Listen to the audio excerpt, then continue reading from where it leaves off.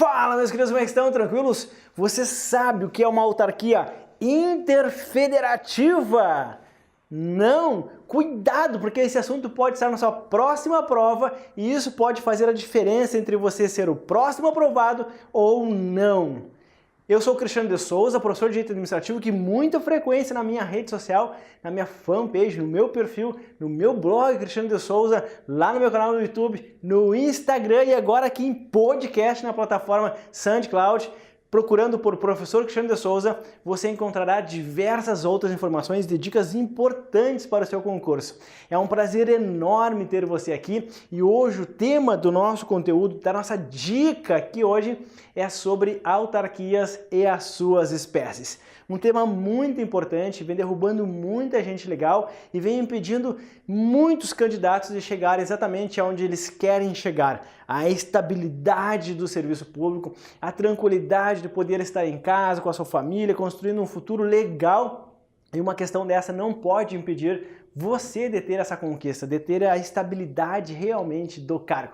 Então, vamos embarcar nessa aventura hoje das autarquias. São 5 conceitos interessantes, são classificações sobre autarquias que, muito embora um assunto muito tranquilo, muita gente mesmo não conhece esse assunto. Se você é uma pessoa que nunca ouviu falar nas espécies e classificações de autarquias, então você está no lugar certo. Fique aí porque hoje você vai aprender uma coisa bem legal que pode fazer a diferença entre você ser um aprovado em concurso ou não. Vamos lá então? Olha só, se você estiver me assistindo via vídeo, melhor ainda, porque você vai acompanhar aqui no quadro então as imagens. Se você estiver apenas escutando no podcast, você vai ter que imaginar a cena, a imagem, mas depois você pode ir lá no meu blog, cristianodesouza.com.br, porque todos os arquivos aqui gravados na aula, as imagens gravadas na aula,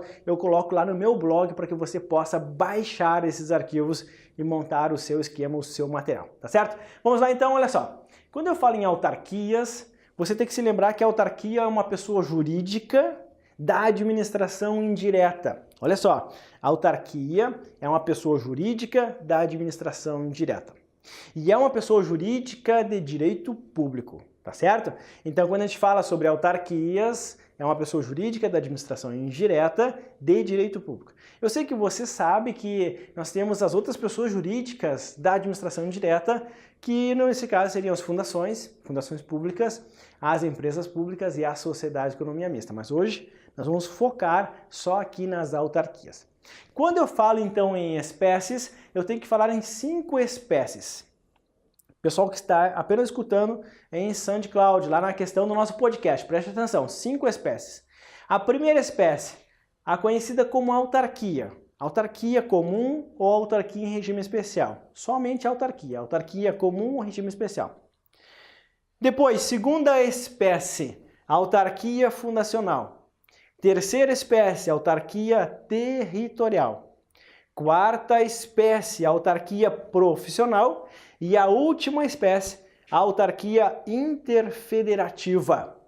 Beleza? Agora nós vamos aprofundar cada uma delas para que vocês possam entender as suas características. E isso, Banca CESP, FCC, FGV, nossa, isso aí eles quando pegam mesmo, pegam valendo na prova, tá? Vamos na primeira espécie aqui, autarquias. As autarquias, simplesmente autarquias, ou ela será uma autarquia comum, que desenvolve uma atividade típica comum do Estado, tá? A exemplo de uma universidade pública federal ou um hospital público federal, um hospital universitário, desenvolve uma atividade comum, é a atividade típica da autarquia, desenvolver uma atividade do Estado. Então a autarquia comum é aquela pessoa jurídica de direito público que desenvolve uma atividade típica do Estado. Já a autarquia em regime especial, é aquela que goza de algumas prerrogativas. E aqui no meu caso, então, eu tenho as agências reguladoras. A autarquia em regime especial, eu tenho como exemplo agências reguladoras. Exemplo de agências reguladoras: a ANAC, a Anatel, a Anael, a Agência Nacional de Petróleo, a ANP, a NTT, a Ancine, a ANA, ou seja, nós temos várias agências reguladoras. A Anvisa também, não podia deixar de falar da Anvisa. Essas agências reguladoras, elas são criadas por lei e dentro do seu sistema, eles têm um regime especial, digamos assim, de blindagem, de proteção dos seus dirigentes, da autoridade máxima, tá certo? Para que eles possam realmente sentirem-se ali quase que estáveis, mas não são, mas quase que estáveis naquele cargo para realmente ter o poder de polícia sobre as entidades privadas. Ok? Então, olha só, das autarquias, do primeiro ponto, autarquias, eu dividi o primeiro ponto em autarquia em regime comum e autarquia em regime especial. A autarquia em regime comum, aquela que desenvolve a atividade típica do Estado, e eu tenho a atividade aqui em regime especial, aquelas que desempenham uma atividade especial para o Estado, a exemplo das agências reguladoras. Ok? Vamos agora para a segunda espécie de autarquia. Eu tenho as autarquias fundacionais. A autarquia fundacional, no seu conceito, nada mais é do que uma fundação pública de direito público. Uma fundação pública, vamos anotar aqui, uma fundação pública de direito público.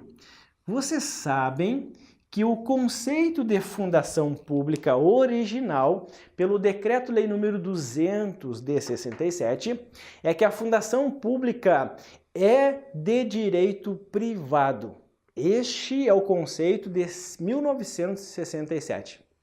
O conceito original da fundação pública é de direito privado com base no Decreto-Lei número 200 de 67.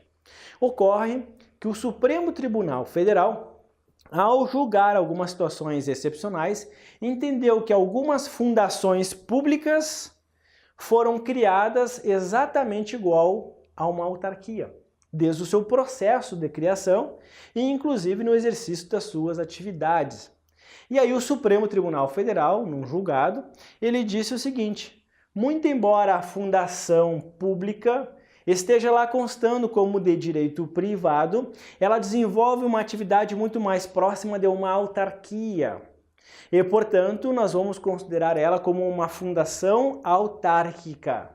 Fundação autárquica é uma fundação de direito público que goza efetivamente das prerrogativas igual a uma autarquia.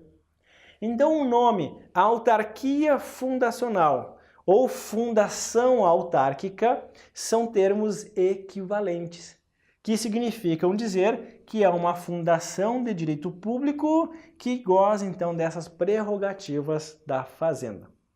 Então já vimos duas espécies de autarquias. A autarquia por si só, que eu dividi em comum e regime especial, e agora a segunda espécie, a autarquia fundacional, ou também conhecido como fundação autárquica. Ok? Vamos para a terceira espécie de autarquia, a autarquia territorial. O professor dá um exemplo de autarquia territorial. Há muito tempo atrás, muito tempo mesmo, nós tínhamos um território federal no Brasil. E hoje nós não temos mais território federal, tá certo? Mas existe previsão na Constituição Federal, no seu artigo 33 da Constituição, a possibilidade de termos território federal. Não confunda um território federal com um distrito federal, que não tem nada a ver.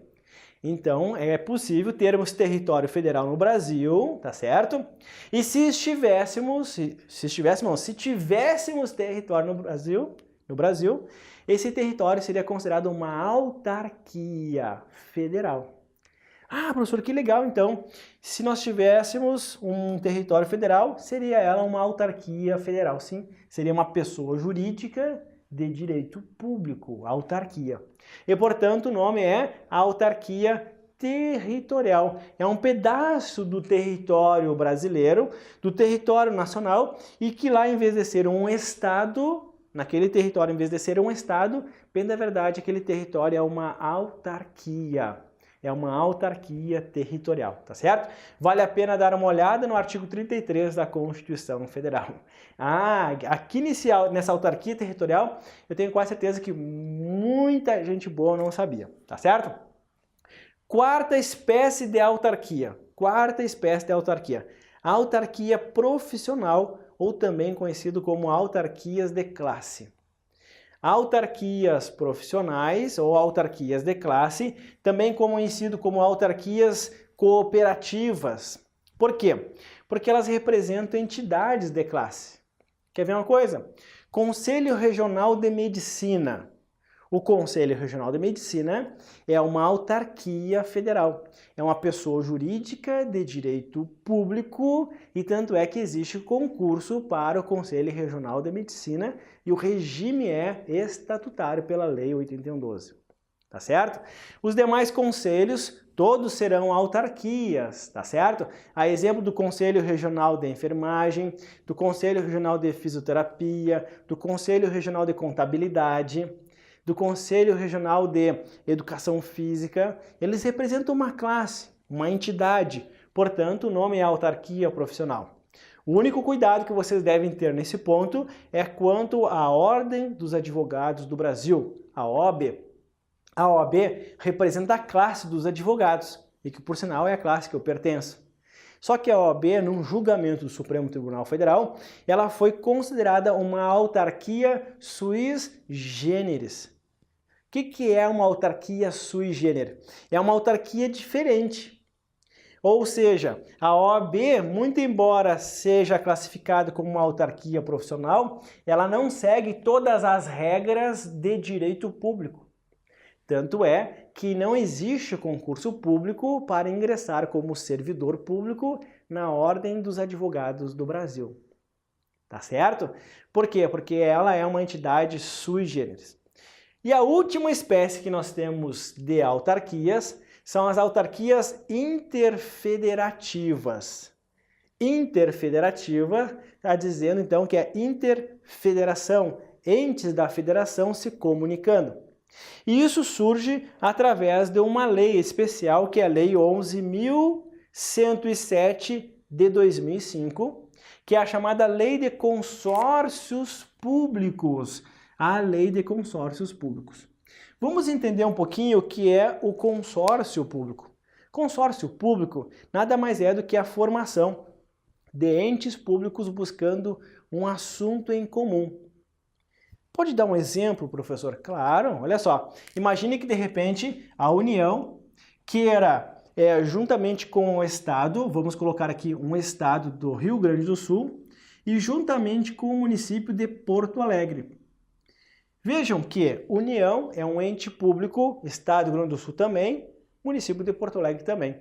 Então, são entes federativos, município, Estado e União. Eles três formam um consórcio público, buscando um bem comum. Que no meu caso aqui eu vou dar um exemplo que é possível formar consórcio público para fomentar a saúde regional, a saúde no local, principalmente com os planos do SUS. Então esses três entes juntos, eles formam um consórcio para oferecer uma saúde básica melhor para a população aqui dessa região. Esse consórcio público, uma vez formado, eles vão criar uma nova pessoa jurídica, o consórcio vai criar uma nova pessoa jurídica diferente da União, diferente do Estado e diferente do município de Porto Alegre. Essa nova pessoa jurídica ganha um nome especial. E o nome especial desta nova pessoa jurídica chama-se Associação Pública. A associação pública nada mais é do que uma pessoa jurídica de direito público e que dentro dessa pessoa jurídica participam apenas entes públicos. No meu caso aqui, do exemplo, União, Estado do Rio Grande do Sul e o município de Porto Alegre. Então é um consórcio público de direito público e, portanto, o nome é Associação Pública, com base na Lei 11.107 de 2005, no seu artigo 6º. Portanto, meus amados, uma autarquia interfederativa tem previsão legal no Brasil desde 2005, é formado somente por entes públicos e nós vamos chamar isso de consórcio público na modalidade associação pública. Vamos recapitular rapidinho no final para que o pessoal de casa possam também aqui fixar a matéria e a galera que está que está ouvindo via podcast, possa agora fazer uma mega revisão sobre o assunto. Nós começamos falando no nosso vídeo sobre espécies de autarquias e são 5 espécies. A autarquia simples, uma autarquia normal, que eu dividi em comum e em regime especial. A segunda autarquia, chamada autarquia fundacional. A terceira, chamada autarquia territorial. A quarta, chamada autarquia profissional. E a quinta, chamada de autarquia interfederativa. Espero que vocês tenham gostado da nossa dica de hoje. Deixe os seus comentários, se for lá no YouTube, deixe os comentários embaixo. Se for no Facebook, deixe o seu curtir. Compartilhe na sua rede social, marque um colega. E se você estiver escutando via podcast, você também pode deixar os seus comentários lá na plataforma SoundCloud, procurando pelo Professor Cristiano de Souza. Um forte beijo no coração de todos e até a nossa próxima dica, se Deus quiser. Até mais!